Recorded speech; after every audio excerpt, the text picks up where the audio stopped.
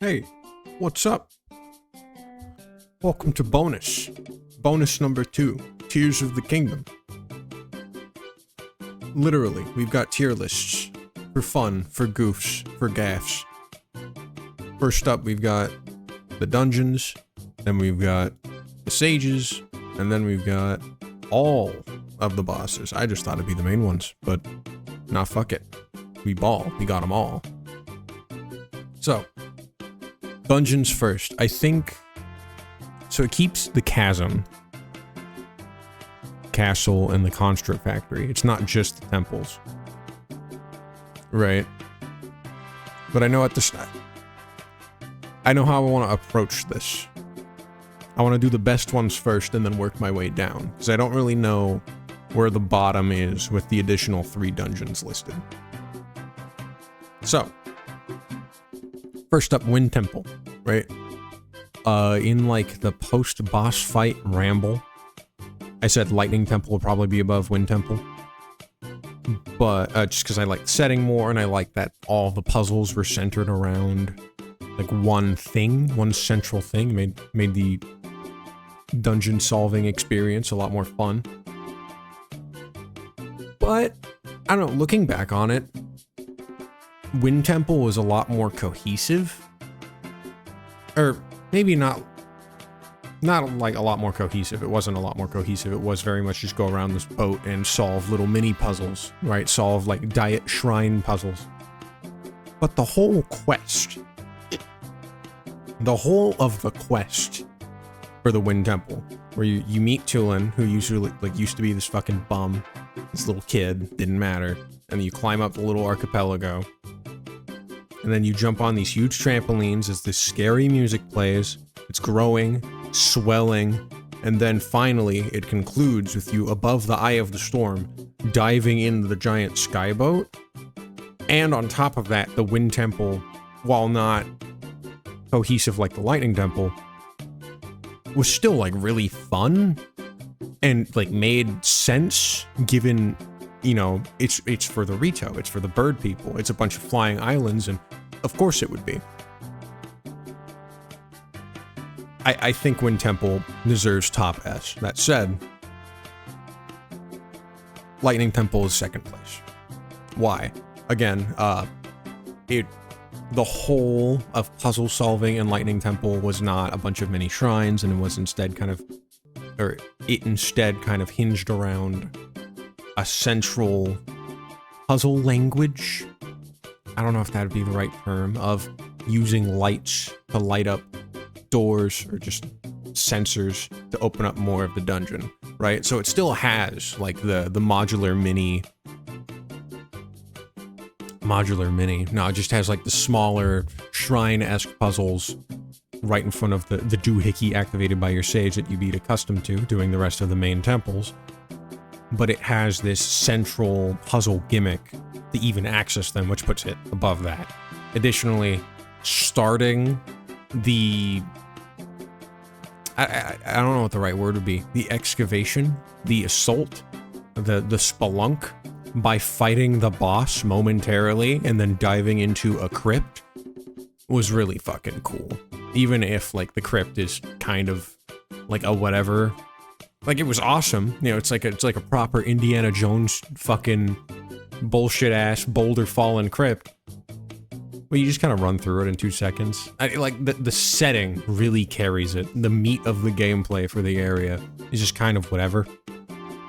Right? Whereas, like, Wind Temple and, like, Fire Temple, to, like, a lesser extent, they've got a lot more meat to them. Right? Because Wind Temple has the big climb, and Fire Temple has, you know, build a car and shoot Yonobo at people like a tank. You go tank commander mode, which is really cool and like fresh. So yeah, these two are an S. Maybe move this down to A. Probably not, because I really liked these two. A. I don't know what A would be. Admittedly, I like saw this in like 3 levels. I'll tweak it. I'll tweak it as we go. This is bonus. This is bonus episode. We love bonus. It's going to go as long as it needs to. I know last time I said it, I said that it ended up being like fucking 25 minutes, but not. I gotta like articulate points and arrange things, and in a scheme, it's gonna take a bit. I can hardly hold a cohesive dialogue. Like, I am very much the fucking water temple. I'm not the lightning temple. Alright? So, I'm just fire temple in A for now. It was fun. I liked the fire temple. Despite the fact that I kind of made a game out of not doing it right on purpose by rail walking. It was a lot of fun, and it was a cool setting of like an underground molten mine. And the fact that most of the enemies that you encountered were pretty low level is a good way to make up for like what would otherwise be an annoying bottleneck of, you know, oh, you finally got this new armor, but the armor quality of it, like the raw statistical protection value. Ooh, that's a lot of fucking superfluous words. Look at me, I'm a jerk off. Was too low, so, you know, the enemies would just one-shot you because you don't get to wear your usual armor and you're punished for it. No, they're very, like, they'll still hurt, but you're not gonna get totally owned if you don't upgrade the armor, and that's good. I like that kind of foresight, even if it does make some of the enemy encounters more like packing peanuts than anything else. Just like fluff, just like, it's in the way, deal with it, okay, cool. The real meat, the real confusing meat of this dungeon, right? Because I guess it kind of, like, what I'm about to say kind of has a similar effect as the light shining of, like, the main puzzle of the fire temple is navigating it, because it's arranged like a goddamn, like, fucked up subway. You know, like a fucked up, like, train subway. It goes all over the place. Nightmare, right? And then as you navigate, you get to the little tiny puzzles, right? Oh, should I be ranking these also based off of their bosses? Well, no, because I have a boss list. Yeah, no. If I was just doing the dungeon list, I would rank it also based off of the bosses, so whatever. But since they're their own thing, it's not gonna happen. So, getting back on track. Navigate, it was cool. Fire Temple was cool. It was very different. It was very fun. It kind of stuck with the theme of Gorons and contraptions, because Yonobo likes to sit in front of your contraptions so you can fire them at people. My only gripe is that it did kind of get old, but that was kind of because my own fault. I was like right at the end of the temple, and then I fucking thought where I needed to be was somewhere else, and ended up like walking around for another like fucking 30 minutes trying to find the last like thing I needed to hit, the last MacGuffin, the last button to press, when it was right in front of me at the fucking end of like the previous episode. And I spent like an entire fucking 30-minute stint just fucking retracing my strep throat, my steps. So that was kind of like an operator error, but also it was kind of like there were, by the amount of climbing and rail walking I did eventually, because that was before. No, I don't know, the rail walking. Okay, what I'm trying to say is it did get old, and I wanted to do not minecart navigation scheme. I wanted to do anything else, but I didn't want to cheat with the hover bike, so I just cheated in more difficult ways. Right? So it did kind of get old, but it was still fun. Right? It was still cool. I still liked it.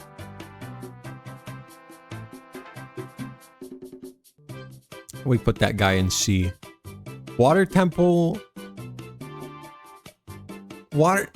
I didn't like it. Right? And it's like, that's not fair. Right? That's not fair. What you do in the Water Temple. When you did Water Temple, you skipped most of the preamble. Right? Well, yeah, that's a good point. That said, when I was hunting for funny man horns to upgrade my shirt, Captain 2 horns, right? I did go back and do the preamble without using the hover bike, and while, you know, that did, like, trivialize the enemy encounters for the most part, I did still mostly find like scaled up enemies. So, you know, maybe it didn't trivialize the enemy encounters and it was the same kind of experience as I would have had if I had just fucking did it normally instead of just flying over it. I still didn't like the preamble. Waiting for the water bubbles was kind of boring. And then you get to the part where you need your shirt to jump up the fountains. And that was cool, but I feel like that side quest in the fucking Temple of Time does infinitely cooler shit with the waterfalls and the Sora shirt. Maybe not infinitely cooler. I think it does the whole using waterfalls to navigate instead of like a ladder better. And that's kind of all the water temple really did. It was just like, oh, instead of it being a ladder, you can use it to jump. And then there's another thing where it's like, you can use it to jump, and it's a lot less linear. You have to think of the routes yourself, right? And as a guy that likes, like, fucking... You know, I'm a big fan of, like, Sunset Overdrive, right? I got Bomb Rush. Loving Bomb Rush, right? I like trick games. I like stunt games that are based around, like, constructing a line and executing. I like the water temple version's just sleepy. There's boo, boo womp, snark, me, you know?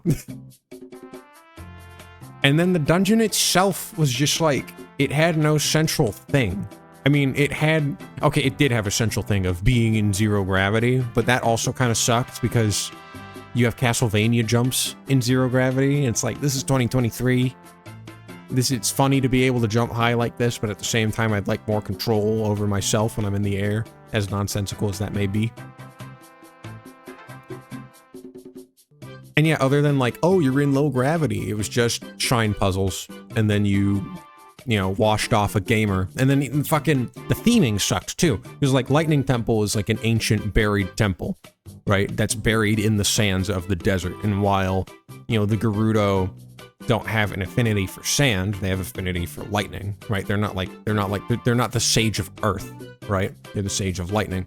It still works because the desert is a big part of the Gerudo identity, because they're like, they live there. No one else lives there. Why would you want to live there? It's rough as shit out there, but they're like especially sturdy and good at surviving in it, right? The Wind Temple, I already went over this. They're bird people, they fly. Here's a bunch of flying boats and disconnected islands. It makes perfect sense. Especially because Tulin's ability helps you gap close and platform. So here's this big platforming gauntlet. Just ripe with opportunities to organically teach you how to use Tulin, right? And then Fire Temple with the Gorons is in a big cave with a mine with a bunch of pinball tracks. And the Gorons roll around, but you have to use a minecart. It's cool. Actually, the Gorons use minecarts too. I'm kind of just inserting the pinball thing, but I digress, right? It's in a big cave with a bunch of rocks, and the Gorons eat rocks and they mine, so it makes sense. But the Water Temple is just like, yeah, there's a big faucet flying in the sky. Like, what? Okay. I mean, I guess the Zora can swim up waterfalls, but like, that's a big stretch. That's like the single connection that makes this work with the Zora. That there is water and there are waterfalls for them to climb up, right? Personally, and I'm going to be a bit of an annoying gamer here, I would have preferred if the Water Temple was more like its preamble, specifically that cave where you fuck with like the water levels. Because like, the Water Temples usually are like, it's a temple, it's a dungeon where you have to swim, because while Link isn't great at swimming, he usually has the ability to swim. So these are dungeons that incorporate that in a meaningful way, and that's what makes them unique. But since Breath of the Wild Link, and by extension Tears of the Kingdom Link, can't fucking swim like at all, he can't do anything interesting with water, it's hard to make a water temple. But I feel like making it, you know, playing around Link's inability to navigate water, and then having a central gimmick where you have to raise and lower the water level to make it easier or, you know, more difficult, just not easier, more difficult, but to like reveal different routes to different parts of the dungeon by fucking with the water level. Still, like, you still get that Water Temple, you're fucking with the water feel, but instead of you're fucking with the water because you're swimming in it, you're fucking with the water because you can't swim in it. And I think that would be an interesting way to spin it on its head, right? But I ain't a game designer. So, next up. These are hard. Mostly because I did this one fucking yesterday. Like, these 4, I've had the entire fucking, like, playthrough to germinate on. But, like, this one I did in a blind fucking rage. And I don't remember a damn thing about it. Though, honestly, put it in, like, C.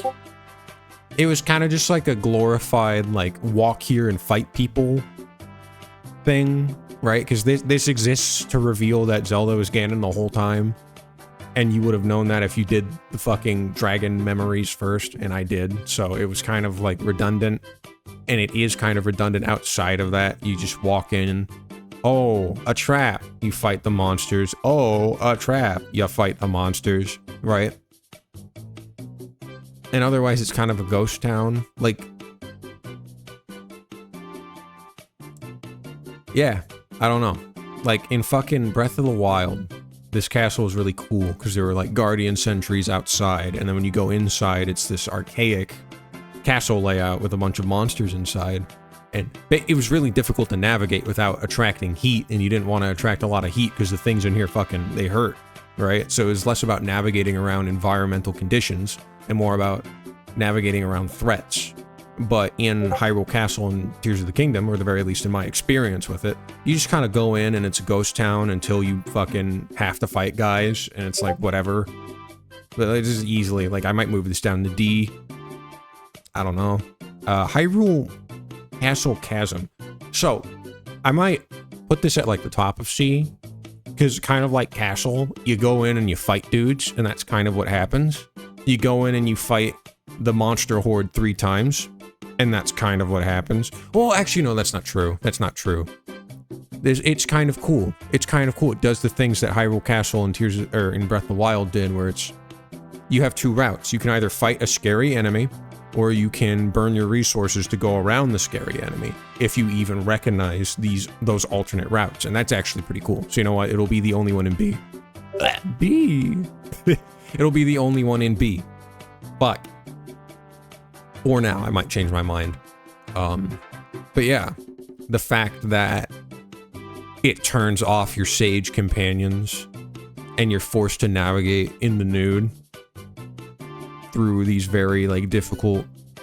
I don't know, it's kind of like a watered down Breath of the Wild Hyrule Castle. Or maybe not watered down, maybe streamlined, but in my initial description of it, the use of watered down, right? This is my list, and in my opinion, I feel like having 2 routes, one where you burn resources and one where you fight, instead of just having, like, a kind of a archaic, more multifaceted layout. Not as cool. But still cool. Still cooler than the things in C. Enough to be in B, I think. Especially because, you know, that final monster horde fight at the end. Actually, I don't know if I can count that. I don't know if I can count that because the boss fights thing right here. Oh, that's Sages. The boss fights thing. I don't know if they're in here. The horde of dudes. What the hell is this? Is this the horde of dudes? Oh no, that's Marbled Goma. Okay.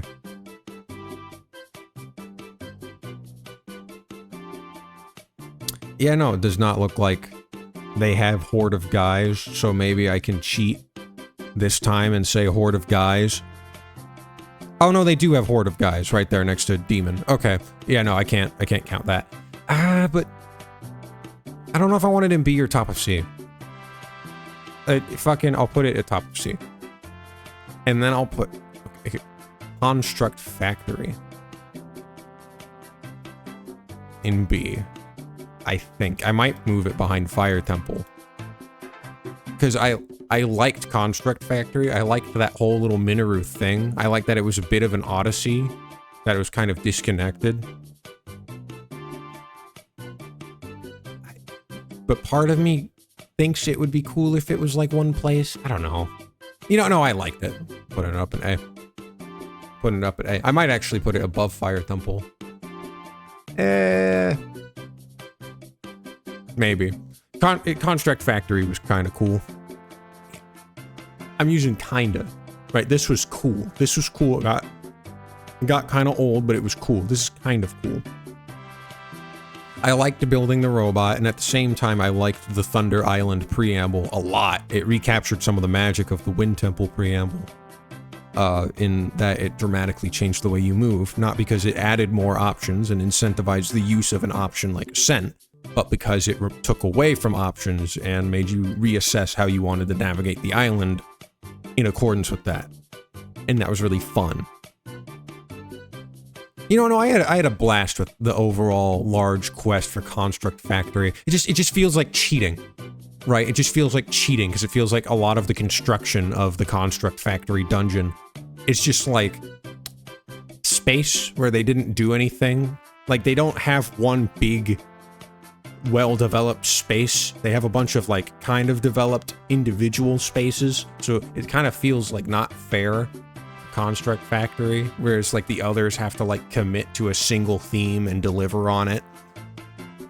And like, you know, this one's less connected. I don't know. I want to put it lower, but at the same time, I really want to put it higher. And I want to put it higher because I enjoyed it, and I want to put it lower because I feel like it's not fair, but I don't really know why it's not fair. So you know what? This is it. This is it. This is the list, and it is ordered. It is ordered. But did I have more fun in Construct? No. Yes, I did though. Fuck. Fuck.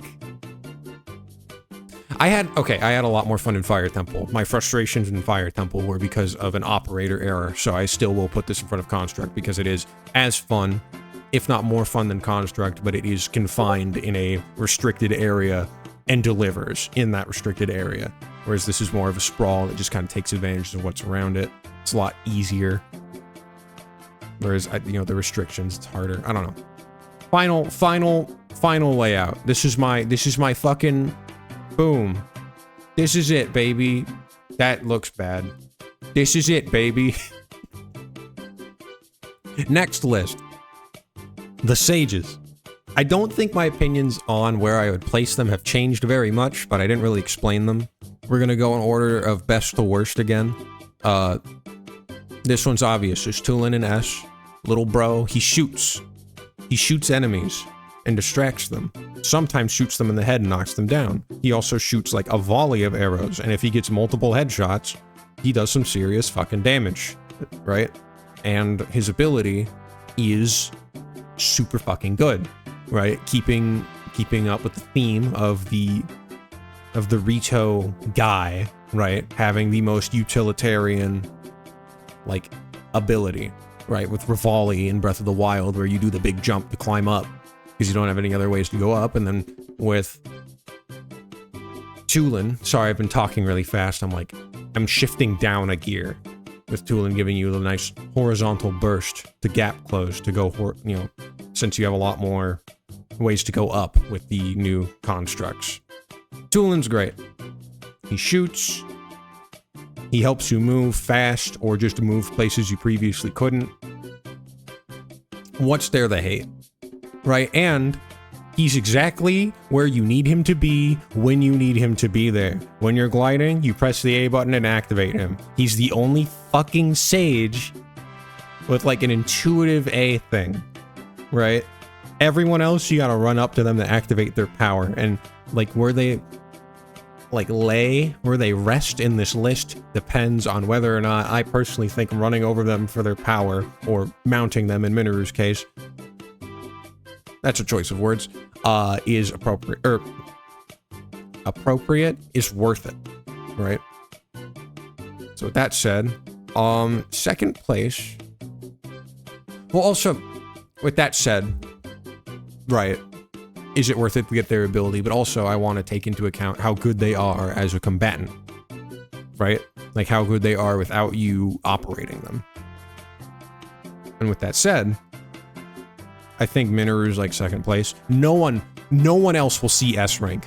No one else will see S rank, right? But I think Minoru's in like A. Why? Big robot, and you can make her do damage if you give her a thing. And in giving her a thing, you might be depriving yourself of that thing, right? Like, Link will always do more damage than Minoru, so it can be kind of difficult to commit to giving her something really powerful, like Silver Lionel Horn. But you can also give her, like, a Frost Emitter hand, and then like a fucking Talus Heart or just whatever. Fuck, give her 2 frost emitters so that way she just stun locks enemies. She just runs in and CCs them for you to just do as much fucking damage as physically possible. She's variable, and that has a lot of utility because you can kit her out to help you fight, or you can kit her out to help control the horde. And either way, she also is a big fucking barrier. And that's cool. The stipulation with Minoru is that you can make her do more damage by attacking stuff, but it's never good damage, right? And then when you go and use her as a mecha, you just kind of like instantly take heart damage. And I talked about this before, right? I wish Minoru had like a posture meter instead of like once you're on Minoru, you immediately take heart damage. Because if she had like a posture meter, she'd be S right next to Tulin. But the fact that the moment you fucking get up in the controls, you're in this giant robot, huge target, very slow, no dodge ability, you can block, right? You have the ability to attack as well, but it's kind of stumpy, and it doesn't do as much damage as Link would normally do. You take a lot more hits because you're bigger, and you have a lot less movement. It's just like worse to be in Minoru for combat. But with that said, she still is good in combat as like a robot, as like a drone, just kind of wogging around slapping people.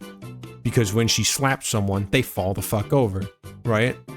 Talking about crowd control, she will just walk up and slap a guy, right? Someone coming up on your behind while you're fighting a moblin, right? Slap, knocked over. Fuck, I think if you give her the Talus Hearts or just like a boulder, she can knock over moblins too.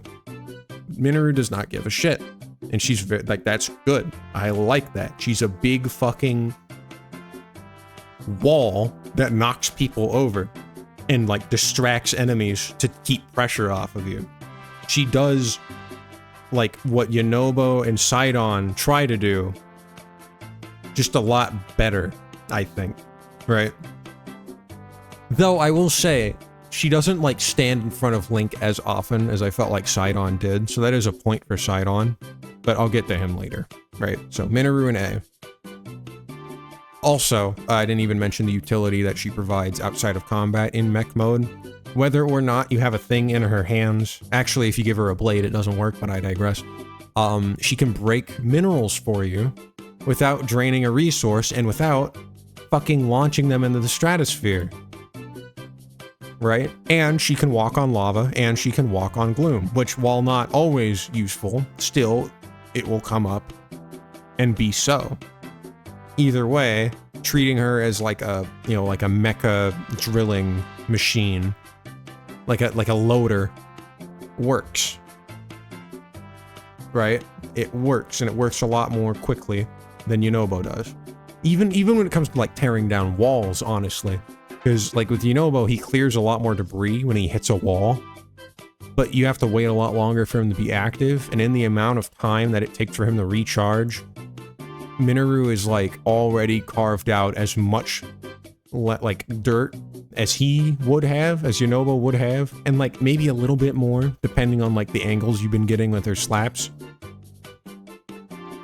I don't know, like overall you kind of end up spending the same amount of time you would spend waiting for Yunobo to recharge. But you're not waiting for Yunobo to recharge. You are actively, like, scraping away at the rock. And while that still isn't, like, a pleasurable experience, at least you're not sitting on your ass, wasting away, looking at a recharge meter, right? So Yunobo. Yunobo is, like, C. And I'm going to Yunobo before I go to who I think is in B. And I am kind of just... I don't know, actually I don't, whatever. I'm going to Yunobo. Normally I would go to Riju, because I think Riju's better, but that's me being weird.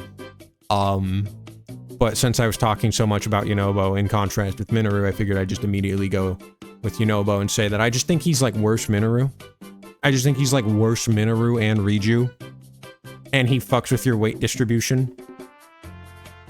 How is he worse Riju? You aim him at people, he knocks into them and explodes. It kind of does the same thing as the lightning bolt. And while he is a bigger target and thus easier to activate when you're up close compared to Riju, he just doesn't do as much damage. It's more of like a, you know, like a CC thing, and Minoru does that just passively, and Riju can do that and much more by just fucking striking them with lightning. Though he is a big guy and he has a big weapon, he's a big hammer, right? It's just that that hammer only knocks down on the third hit of his fucking combo, and he will just stand there and hold that thing over his head, just waiting to even start attacking for so goddamn long. It's like, all right, man, sure, do your thing. He's just worse. He's just worse. Riju and B. She's very small. It's hard to activate her ability, right? And you're running directly into the field of battle to start it up. But if you activate it, it's not going to go away. You didn't waste it. You just got hit. And you're about to hit them really fucking hard with your lightning bolt. So it's kind of worth it in that. And as far as, you know, a combatant is concerned, it is a little annoying because she's small. She gets right up in their face too, because her weapons don't have incredibly long range. She doesn't knock people over, but she does do a good job of catching blocks, or like catching attacks by blocking and like parrying and shit. She will not get knocked out, right?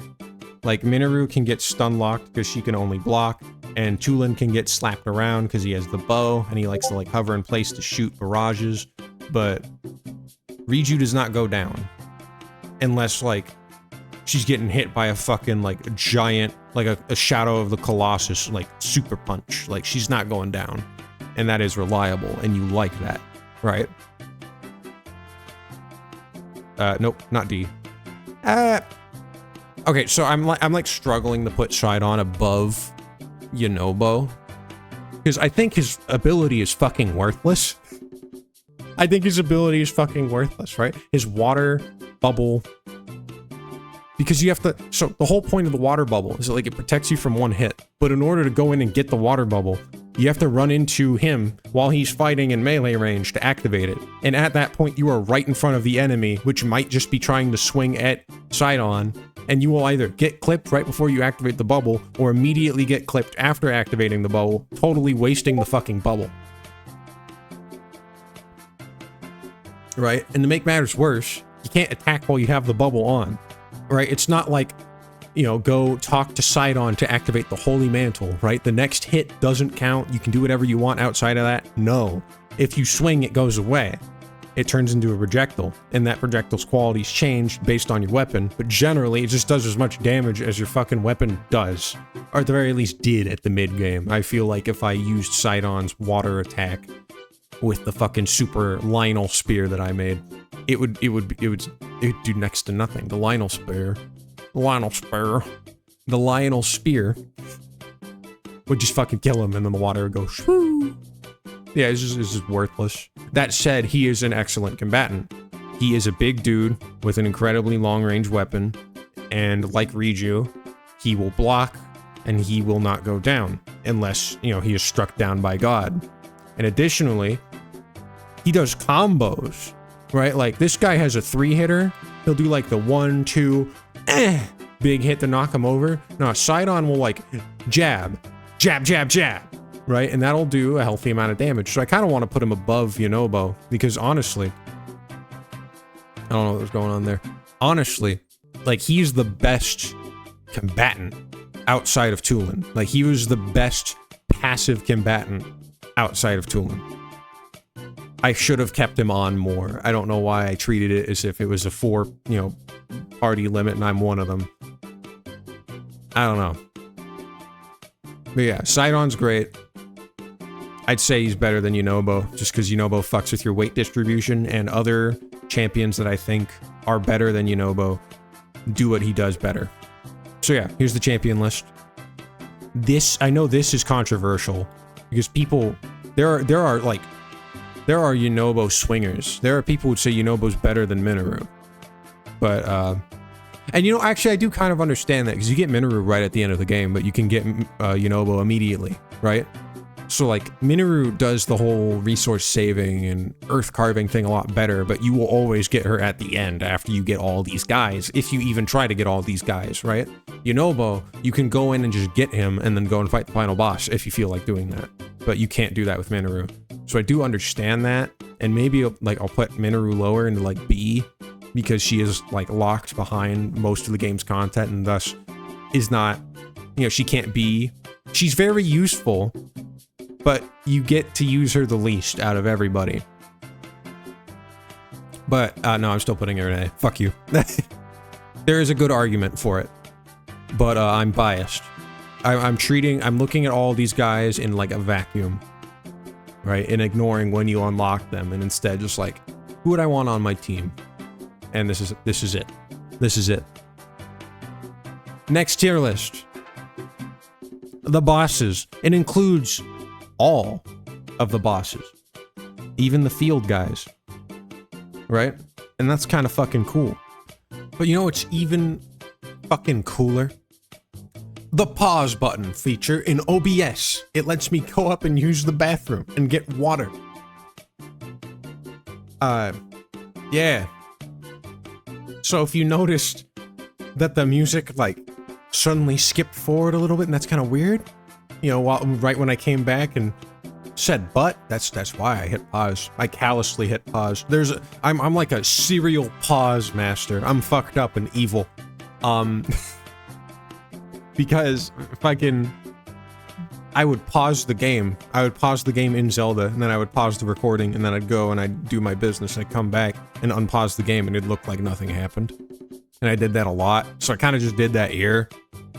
But it doesn't work, because I have the fucking shop theme 10 hours playing right now. And let's see. By Scrapper9000. Go and subscribe. Hook a brother up, alright? Go hook this guy up. This is quality. This is quality rips. We love it. Anyways. The boss fights. I don't even know where to begin with these. Yunobo's like here. So I'm gonna like rank them based off of how fun they were, but also how much of like a challenge they were. And that can be like whether or not they were like a difficult mechanical task, or if they were just like kind of fun and creative in the ways that they were difficult, right? So yeah, Yunobo's at the bottom. He's a funny fight because you just hit him 4 times, and it's a very elegant way of teaching you how his power works because he uses it on you. But yeah, it's kind of just like a joke. Yunobo cannot fucking catch a break today. I'm sorry, bros. I'm shitting on your boy real hard. But it's like, you know, it's nothing personal. I'm just kind of going about my business. So who would I put up? Who would I put, like, up? Okay, so Cuboid Man, he's, like, up there. I don't know if he's gonna be at the top of S forever, but Cuboid Man is my goat. He's not super difficult, but he's really... Well, he's not super difficult to, like, navigate around and dodge, but he's super fun to fight because he makes you use your runes like nothing else in the game does, and it's such a great use of the runes too. I fucking love this guy. He is a treat to fight, right? So he's up here. He is in S at the very least, right? If anyone else wants to be in S rank, they have to be around, oh goodness, fuck. They have to be around the level of Cuboid Man.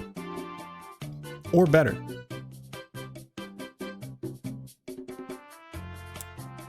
And with that, like, you know, getting off of talking about the creativity and, like, wonderment of Cuboid Man, I have to put Koga up here, and I remembered his name this time, get fucked, but also, they only have one Koga. Which Koga is this? Right, like, this isn't fair. Koga is, like, he has to be S. He has to be, like, S rank at the first for the whole thing. The whole thing. He's the best boss, because it's all of his boss fights. And his boss fights are very fucking good. Kind of like Cuboid Man. Except instead of making use of your runes like Rewind and Ultra Hand, he's all about vehicle battles. He's Gruntilda from Nuts and Bolts. in the sense that you go up against him and you go, oh goodness, a vehicle. How do I work my way around this one? And at the same time you go, oh, I could make that. That gives me an idea for something I could make. He's both like, he's like your greatest adversary as far as like little carts and gizmos are concerned. And this is the little cart and gizmo game. So he's fucking awesome, and he gets to hang out up there. He gets to dominate up there. And you know what I just realized? I can't fucking rank this one. I never fought an Ice YEEEAH. So I literally cannot rank the Ice YEEEAH. I know it's like, it's probably very similar to the other two YEEEAHs that I have fought. But I don't know, there might be like a nuance to it.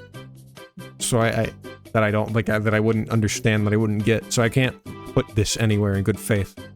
Forgive me.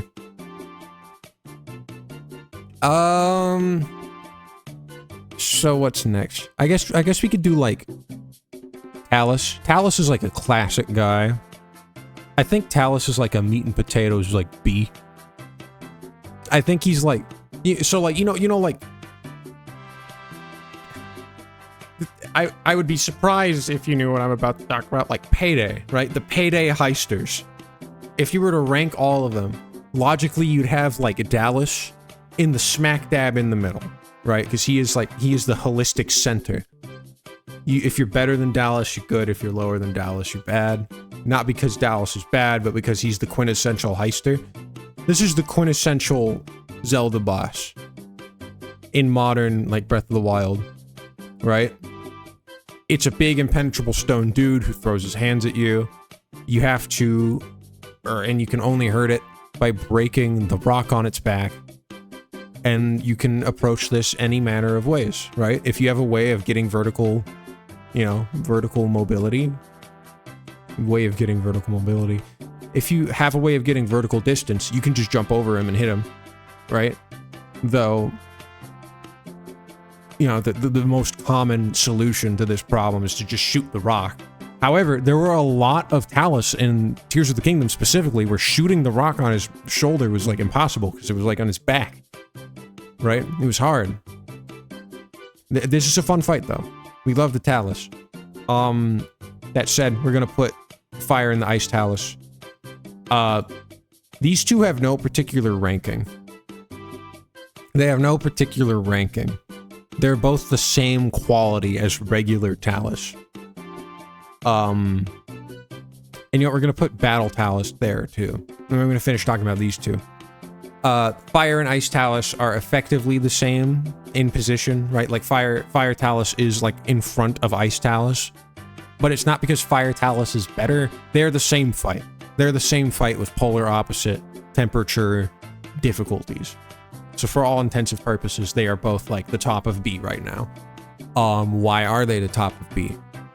They're on fire / frozen, and it makes navigating the fight difficult in a fresh kind of way because it adds a funky little time constraint, but it also opens the door to new trials, new tribulations, new solutions, right? Especially in Tears of the Kingdom. Because in Breath of the Wild, really all you did for these guys was fucking shoot fire or ice arrow. And that is still, like, that's the easiest solution still, but you could also throw fruit at them. Or you could use a zonite contraption, right? A fire spewer or a fucking hydrant.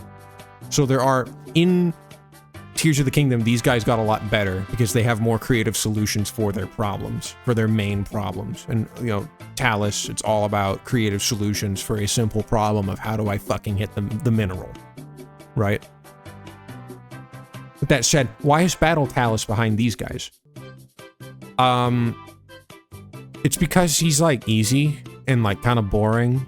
You wait for Battle Talus to throw one arm, and then you go up, you ascend here, and then you hit the rock, and then it dies. It has little buddies, but they don't do a good job of distracting you from breaking the rock. So there isn't like a fun risk reward. Like it's usually just fucking break the rock immediately and then kill the buddies afterwards. And that's just what you do. It's not as interesting as the Fire and Ice Talus. But it still is more interesting than just the generic Talus because, while the enemies don't do a lot, there still are enemies. So, you credit where credit's due. And now it gets more difficult. Now it gets a lot more difficult. Who... Okay. Not Colgera. Marbled Goma. Marbled Goma might be like the gatekeeper for getting in the S, actually.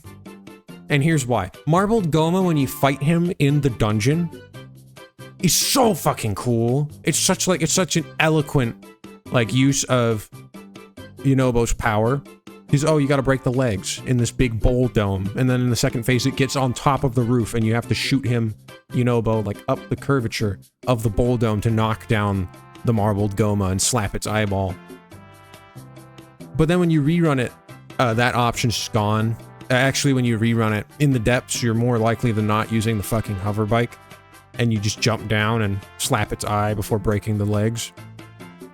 And then also, it's like kind of annoying to rerun too. Because the only way to break the legs is with Yunobo. So that's kind of frustrating. So why is it an A, right? It's very linear. And it only gets worse after that initial fight. And the answer is, that initial fight's fucking so good. That initial fight is so fucking good. Like, I don't care. Bro is here. Maybe bro gatekeeps A, right? Maybe bro gatekeeps A instead of S. Because, you know, admittedly, it is only good, like, once, and then it's never good again. It's kind of mid, right? And I mean that as in mediocre, not as in dog shit, right? But I'm biased and it's my list, so bro is chilling in A. Fuck you. Lionel, you know, assuming this is for all Lionels, Lionel is like Lionel's the S gatekeeper, or maybe Lionel is like highest A. I don't know. I might flip-flop him. It's fucking Lionel, right? Like, this is the original adversary. This is the big beefy barbarian, like, Hulk. With a big scary weapon and a bow, and in this game he gets like cool horns to cut you up too. And it's like scary. You gotta take this fucker seriously. And dude's got multiple stances and weaknesses. Like, it's incredibly strong, incredibly constituted, right? A lot of health, a lot of damage. But also, if you're familiar with the game system mechanics, particularly the flurry rush, you're on even footing. The best hard fight that you will see most often, right? Because the best hardest fight is definitely Demon King Ganon, right? Because he fucking flurry rushes your flurry rush, the mad bastard. But you only fight him at the very end of the game.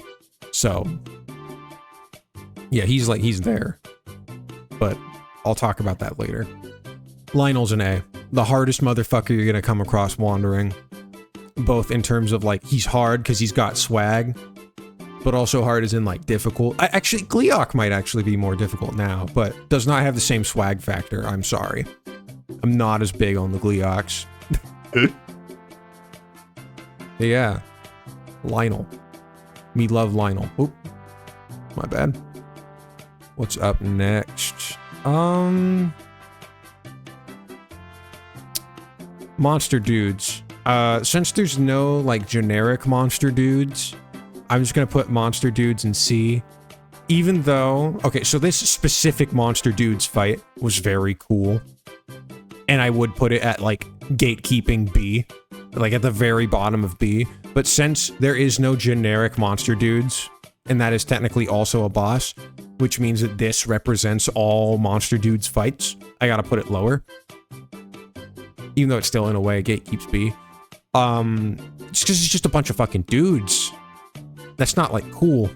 You know? Like, it's just a bunch of dudes. It's not interesting. I don't know. It's not as cool because it's just a bunch of guys. But I will give it some credit. It is like a comical bunch of guys that, like, to such a degree that it puts your combat capabilities to the test, and I can respect that. But it's not as cool or creative as some of, you know, the other bosses here, so I'm not putting it higher. Right. Colgera. I'm thinking about Colgera right now. I'm putting Colgera, like... where do I want to put Colgera? Because the Colgera fight's like cool, but we're coming up on a difficult like genre of boss fight, right? That like Colgera, Dragon Ganon, and fucking where is it? This thing, the triple-headed like rock dragon that you fight in a plane. These three, they're like cinema boss fights. They're like glorified cutscenes, but they're really fucking cool. But they're also like not hard. You just kind of swoop around and blast them. So how high can I put these? Can I truly say Colgera is like S because, you know, taking into the account for the rest of the dungeon, this climax of Colgera was peak. And I don't think I can do that, because if I couldn't like reference the bosses in this list, I can't reference the dungeons in this list. So I think he's just below. I think he's just below Lionel. Colgera's fucking awesome, but it is just like it's the robot centipede from Mario Odyssey, and it's like easier than that, because you know in an Odyssey you have to be the tank, and that's like a lame way that it's easier, because being the tank like sucks. And if you could like fight it as normal Mario, which I guess you kinda can, not really, it wouldn't be as much of a hassle, right? It would be like going out of your way to fight monsters using Minoru. Like that wouldn't work so well. But it's too easy. Like same for this guy. I don't know. Nah, I'll put this guy. I'll put this guy here. I'll put this guy behind Colgera. This guy only shows up once, you can never fight him again. It's a really cool fight, but it is a cinema fight. It is like a whatever write-off, you're not gonna get hurt. It's mostly just a cool set piece with a health bar. And it's not as cool as Colgera, because when you're fighting Colgera, you're fighting it with your boy. You're fighting it with your bird boy. It comes up in front of you.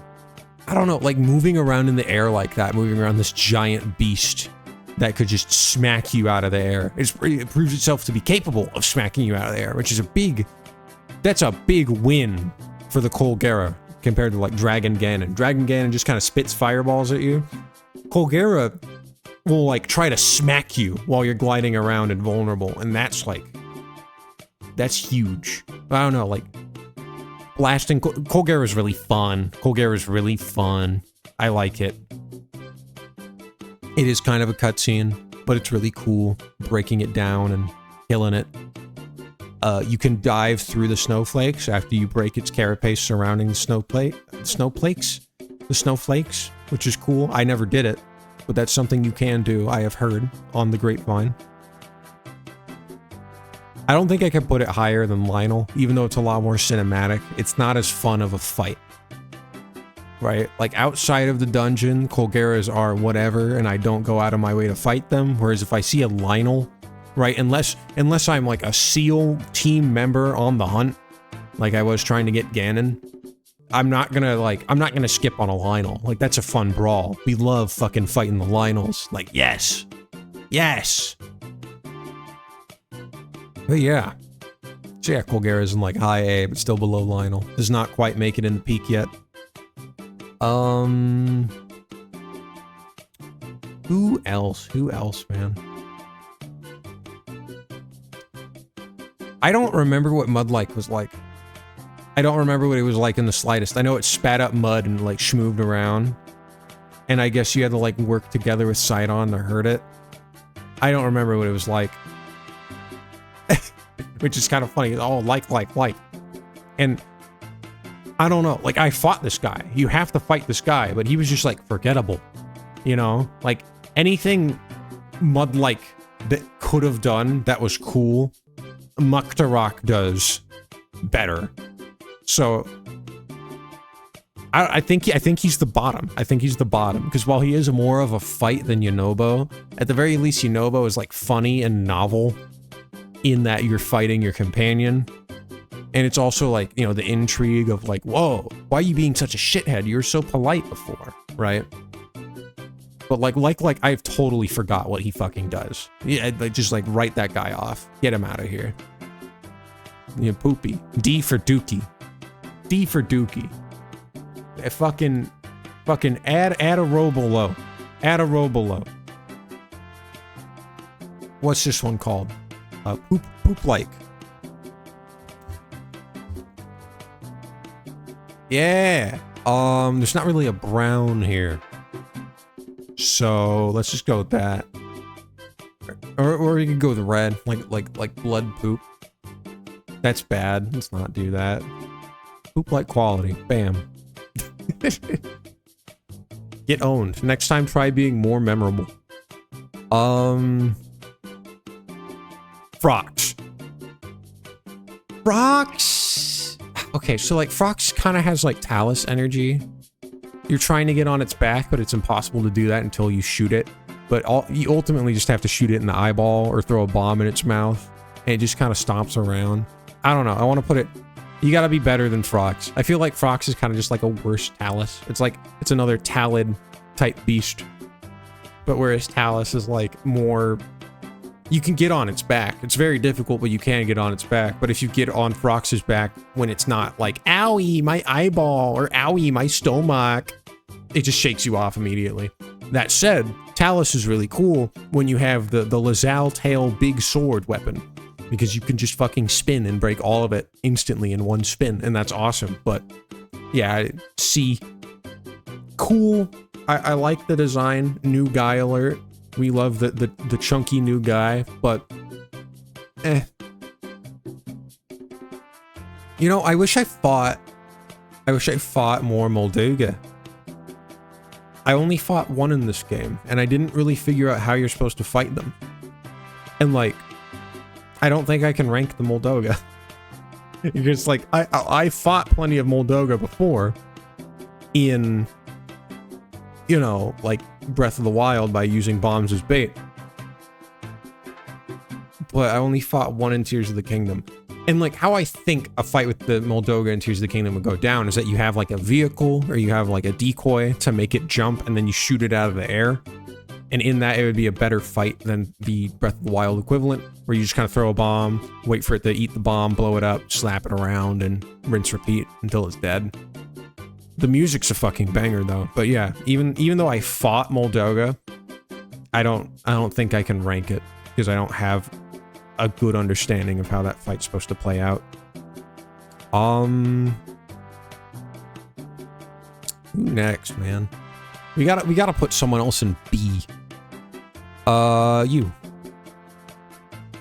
These guys are fun. They're big dudes. They're asleep. You can sneak up on them, sneak attack them to do a lot of damage before the fight starts. Or you can just wake them up. You have to shoot them in the eye to knock them down and slap them around. Though you can slap them around at any point.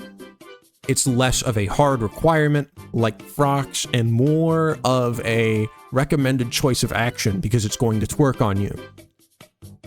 And you know what? That's cool. It's also got a lot of goodies on its neck. And at the same time... Actually, I don't know why I'm saying at the same time. It's got goodies on its neck. We love goodies. We love free shit. We love bonus loot for killing monster. And the game of shooting its eyeball is really fun, too. Even if it is, like, a degree of linearity. Right? Because, like, this guy, you shoot the eye, but you hit the lip, and it's frustrating. This guy, you can shoot the eye whenever you fucking feel like it, but it knows that, and it's constantly trying to, like, fake you out with its hands and stuff.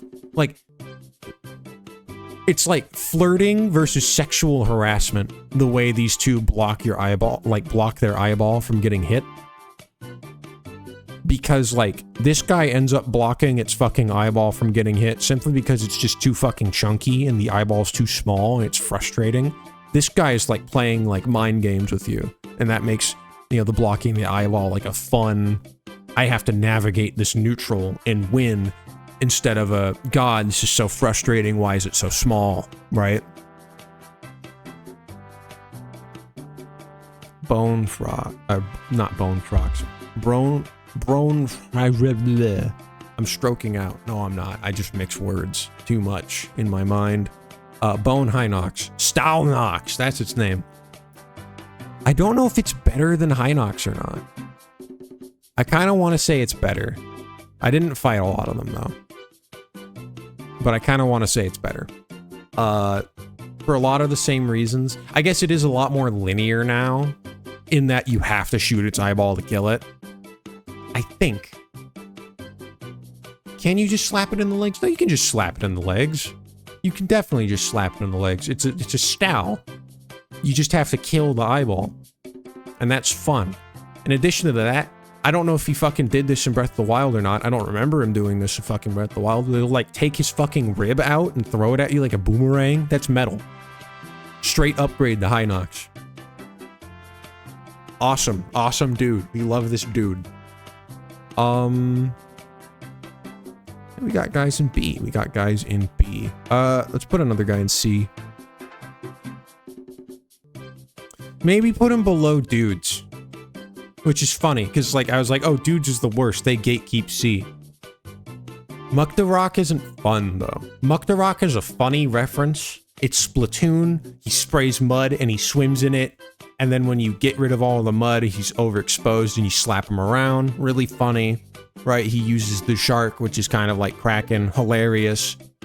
Clearing the mud fucking blows ass, though. There's no, like, intuitive way to do it. Aside from using Sidon's power. But having, like, the only way that you can navigate a big, slow trap be a thing that's on a cooldown or just throwing a shit ton of splash fruits sucks for me. And I don't like him. A good novelty. But much like fish on the counter, it begins to stink after 3 days. Okay, we're getting down to it, right? We got like only awesome guys and dudes that I can't rank. I just don't know like how awesome each of them are. There are more people in S. This bro, definitely in S, right? Definitely in S. I just don't know where yet. Compared to everyone else. I don't know if anyone else is in S. Or not. Oh, did I even fight a lightning guy? No, I did. I forgot I did. I was kind of blindsided by the lightning guy. So what'll it be? Lightning guy. Lightning guy is definitely a... is it above Colgera? Colgera is too cool. Colgera may be a fucking cutscene boss, but it's still too cool. Lightning guy is not as cool. You gotta be cooler than Colgera, but still be like, you know, difficult and proper, like a Lionel to beat Colgera. Right? You gotta be cool. You gotta have that swag factor. And while it is like an awesome three-headed dragon, it's like, I don't know, it's lame. It flies away and it zones. Right? It's really tanky. It's like... Lionels are scary because they're beefy and they're strong. Fucking Gleeoks are scary because they're really... They got a lot of meat to them. Right? They got a lot of meat to them. They do an elemental effect. But their attacks aren't, like, cool. I don't know. The Fire Gleeok, like, mollywopped my shit. He's not better than... He's like there. He's like there. I'll get to him later. Right? Gleeoks are fucking strong. They are strong, like, statistically. But they don't have swag. They don't have sauce. Except for the Fire Gleeok, right? Except for the Fire Gleeok. And you know, I'm gonna readjust this. This Marbled Goma is the same thing as cutscene fight, but it's an actual fight. So it's better. You have to be better than this fight in terms of like, whoa, awesome. And it's difficult. Actually, fucking bam. Fucking bam. Yeah. Yeah. I might put Hinox in front of that too. This was kind of like a nothing burger. It was really fun. It might even be there. Just fucking throwing him in the trash. But it was just like rock heads that didn't do anything. It was cool to fly around in a plane, but it was just like nothing. Rock Goma, Marbled Goma, like, is more. It sweeps. But yeah. Plummet. Would I say that was more fun than Frox? Yes. And dudes in Gleeok. Or Muktarok. Gleeok. Fuck. Ook. What? Cock? I'm sorry. Anyways. Fire Gleeok. Right? So every Gleeok has like a thing where they fly up high into the air and they do attacks. Like Lightning Gleeok does lightning bolts, and you have to ride the streams up. Ice Gleeok presumably makes like icicles that you can climb on, going off of my fight with King Gleeok. But again, I didn't fight Ice Gleeok, it might be different. And then when I fought King Gleeok, Fire Bro was always like out of operation when Bro was flying up in the air. So yeah, can't quite just say, you know, this guy does exactly the same things as the individual ones do, while that would make sense, right?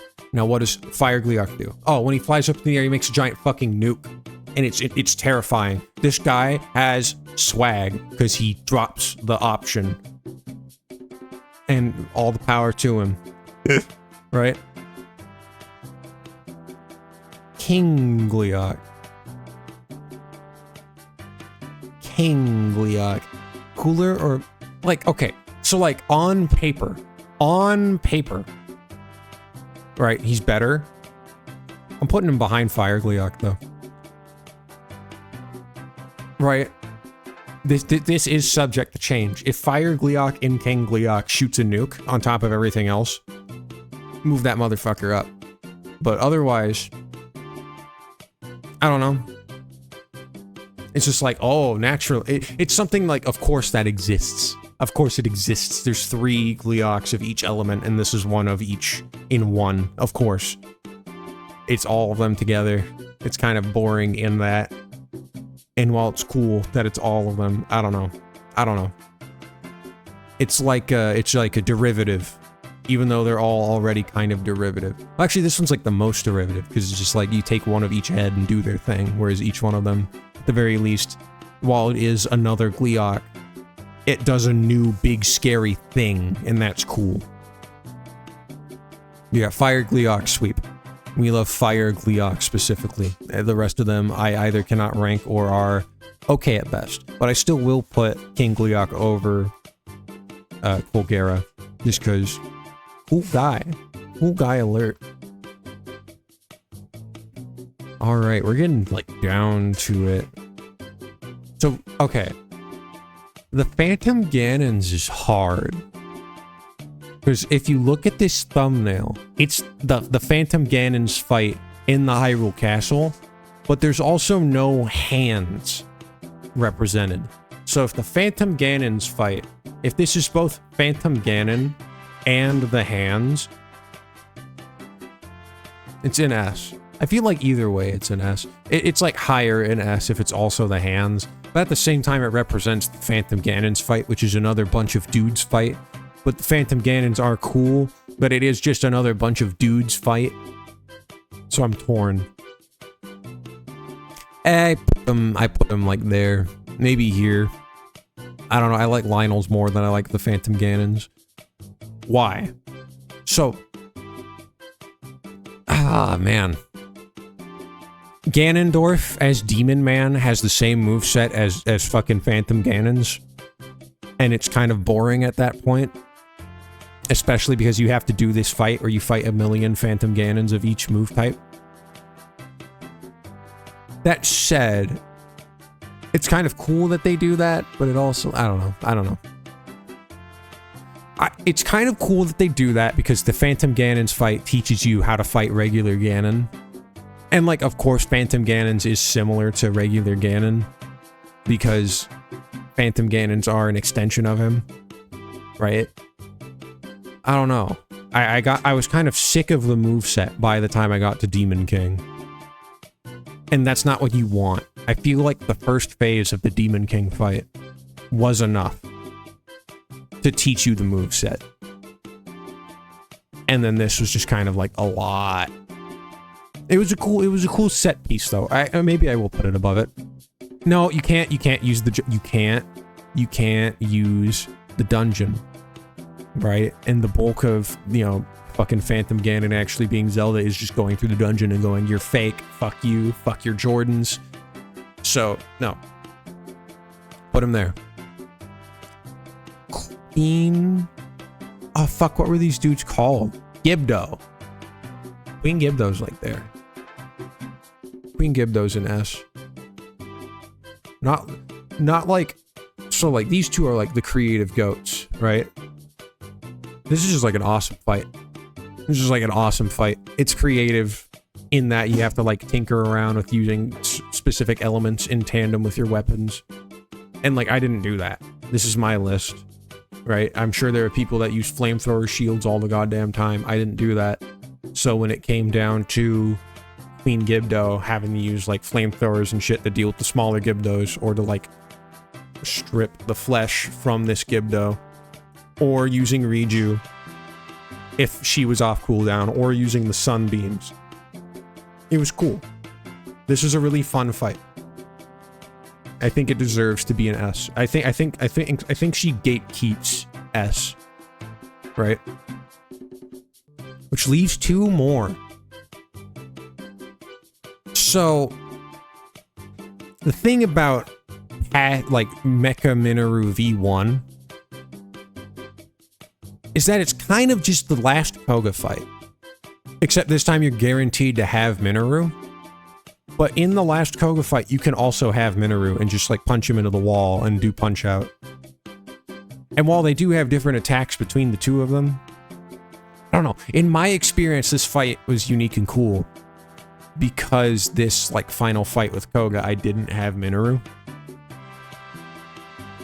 And it's my list, so I can say it's cool and unique. It was fun. I liked it. I just don't know where I would put it. I think it's like right behind Lionel. Because it is kind of a gimmick fight. But it's a gimmick fight you can fuck up. And it's not a dude's fight. So like maybe I'll do that. And feel better about it. And I already kind of do. Yeah. It was cool. I liked the fucking like robot punch out. I loved Rock'em Sock'em. It was awesome. Even if it did drag the video out, like that specific episode out for like an hour, that was cool. I was a big fan. Which leaves but one guy. Big Dragon. Big Dragon's kind of like Colgera. And kind of like Steven. That's just what I'm calling the triple rock thing. I'm calling it Steven now. It's a cutscene. It's a cutscene. It's a gimmick. Right? But it's a really cool one. But it's, you know what? I still don't think it's better than Queen Gibdo. And I know I said Queen Gibdo would gatekeep S, but nope. I don't know. There's more to this fight than the sum of its parts. Or there's more to this fight. There's more to this fight than the difficulty of it. It's the scope, it's the teaming up with the Light Dragon, again, out of nowhere. It's the ending. I don't know. It's really cool. This is the true S gatekeeper. You gotta be cooler than this. And is this... fuck. I don't know. This is the gatekeeper. I'm gonna try to order S now. Because I don't think Cuboid Man is better than Demon Ganon. I think Demon Ganon is the best. Even if I was kind of tired of the moveset, the way that Demon Ganon flips the fucking game on your head by being able to flurry rush you, and also being able to totally delete your fucking heart containers is awesome. And even if I did, like... I don't know. I didn't get many heart containers deleted, and I played really safe and really lame, because I knew that if I was really aggressive, I'd get my ass beat. But at the same time, he forced me to play lame. None of the other guys forced me to play lame. That I was able to rank. I wasn't able to rank these two. So, yeah. Yeah. Best guy. Best guy. That's what you want to see. Now, I can't really rank these two, but I want to kind of do it off of vibes. No. We're gonna make another ad row below. Did not fight them enough.